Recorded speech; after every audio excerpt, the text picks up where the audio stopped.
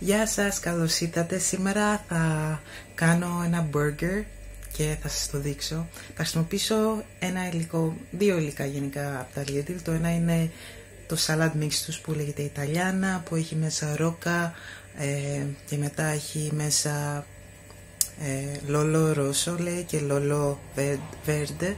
Αυτό σημαίνει μαρούλι πράσινο, ρόσο σημαίνει κόκκινο και βέρντε σημαίνει πράσινο, άρα θα έχει κόκκινο, πράσινο, μαρούλι και ρόκα αυτό το mix. Θα το χρησιμοποιήσω σαν το μαρούλι για το burger και θα χρησιμοποιήσω ένα άλλο πράγμα τους που είναι το μπιφτέκι που έχουν, και όχι, δεν είναι, ξέρω ότι έχουν διάφορα είδη, αυτό όμως είναι, πιστεύω, τουλάχιστον σύμφωνα με τη δικιά μου άποψη, είναι εξαιρετική ποιότητα. Είναι αυτό το Meat Revolution Black Angus Burger. Όλα αυτά που θα χρησιμοποιήσω τα αγόρασα μόνη μου, δεν μου επλήρωσε το Lidl και όλα αυτά που λένε δικές μου απόψεις. Αυτό που μου αρέσει σε αυτό το συγκεκριμένο είναι ότι το έχω χρησιμοποιήσει περίπου 2 φορές. Έχω κάνει burgers 2 φορές με αυτό και είναι πολύ ζουμερό. Σε κάνει να νιώθεις σαν να τρως το αληθινό, αυθεντικό μπιφτέκι της Αμερικής. Λέει ότι χρησιμοποιεί 100% πράσινη ενέργεια για να συσκευάσει όλα αυτά και aims constantly at plastic reduction in packaging material, ότι προσπαθεί συνέχεια να μειώσει το πλαστικό τους στις συσκευασίες τους. Και επιπλέον άλλο πράγμα που μου αρέσει αυτό είναι ότι όταν κοιτάξεις πίσω στα συστατικά του έχει μόνο κιμά από βόηο κρέας, αλάτι και μαύρο πιπέρι, ίνες μπαμπού, αντιξιδωτικά που είναι ασκορβικό νάτριο, ασκορβικό οξύ. Ασκορβικό νάτριο, ασκορβικό οξύ. Το ασκορβικό οξύ είναι η βιταμίνη C που είναι αντιοξυδωτικό και έχει και ρυθμιστή οξύτητας που είναι κιτρικό νάτριο. Αυτό το κιτρικό νάτριο συνήθως παράγεται από citrus, δηλαδή λεμόνι, γι' αυτό λέγεται κιτρικό. Και έτσι έχει πολύ καλά συστατικά, και αυτό το ίνες μπαμπού είναι ένα συστατικό που χρησιμοποιούν τώρα τελευταία πολύ στα health food diets. Μπορείτε να τα κοιτάξετε γενικά όλα online. Ελπίζω να μην έχει πολλά χημικά μέσα αυτό το κρέας, επειδή αυτό είναι το ένα καλό. Όταν παίρνεις ελληνικό κρέας ξέρεις ότι δεν έχει χημικά, αλλά φαίνεται να είναι καλής ποιότητας, αυτό ξέρω.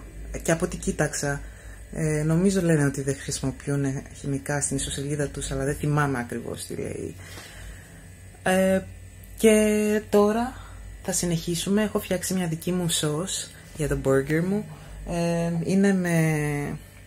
Είναι αυτή εδώ, είναι ροζ. Έχει μέσα μαγιονέζα light και ketchup ανακατεμένα μαζί, και μετά λίγες σταγόνες από chipotle sauce που είναι μια σάλτσα, μια σως που είναι φτιαγμένη από ένα είδος τσίλι. Συνήθως το χρησιμοποιούν για μεξικάνικες συνταγές και το βάλα για να δώσει μια πολύ λίγη ζεστασιά και να αλλάξει λίγο τη γεύση. Επιπλέον έχω το μαρούλι που σας είπα, το έχω πλύνει και στραγίσει και το έχω εδώ πέρα. Όταν πλένετε μαρούλι, καλό είναι να χρησιμοποιείτε κρύο νερό, επειδή βοηθάει τα φύλλα να μην ζαρώνονται. Και όταν αρχίσω να μαγειρεύω, επειδή το κρέας αυτό έχει ήδη αλάτι, θα βάλω απλώς λίγο πιπέρι και μπορεί λίγο παραπάνω αλάτι μετά όταν κάνω τις στρώσεις πάνω στο τυρί που θα βάλω και λίγο πάνω στην ντομάτα, μπορεί, δεν ξέρω. Προσπαθώ να μειώσω το αλάτι, αλλά δεν θα βάλω πολύ. Και έχω φτιάξει το δικό μου ψωμί, έχω ζυμώσει το δικό μου ψωμί. Το κάνω όλο από scratch. Εντάξει, δεν έχω κάνει και τη μαγιονέζα, αλλά όλα τα έχω κάνει από scratch και έτσι θα σας δείξω πως το κάνω. Δεν είναι tutorial αυτό, αλλά νομίζω θα πάνε όλα καλά. Ας συνεχίσουμε λοιπόν. Τώρα θα σας δείξω το ψωμί που έφτιαξα μόνη μου.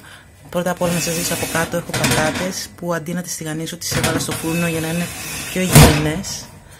Και εδώ πέρα είναι το ψωμί που έφτιαξα μόνη μου.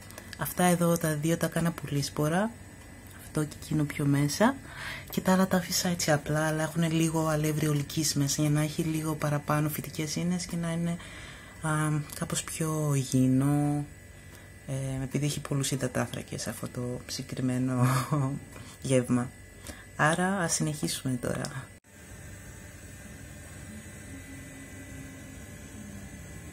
Λοιπόν, εδώ είναι το σουμί burger που φτιάξα.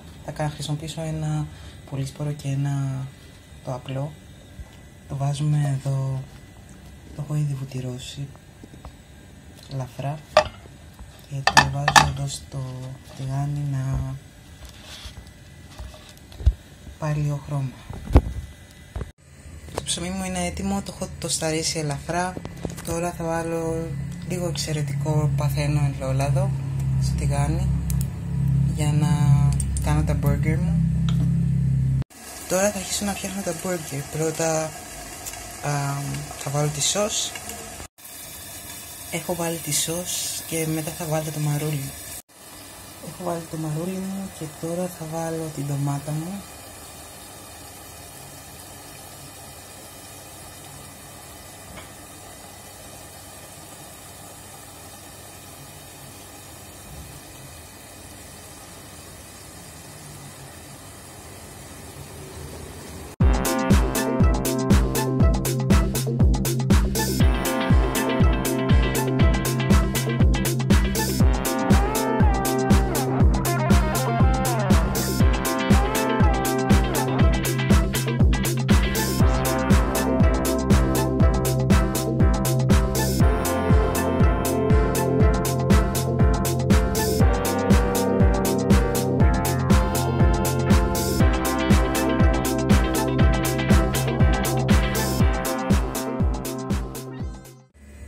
Αυτό το burger εδώ είναι το δικό μου, έχω βάλει λίγη σάλτσα barbecue, αλλά αυτό είναι το δικό μου και έτσι θα το κόψω να δούμε πως είναι ενδιάμεσα και θα το δοκιμάσω. Ας δούμε πως είναι από μέσα.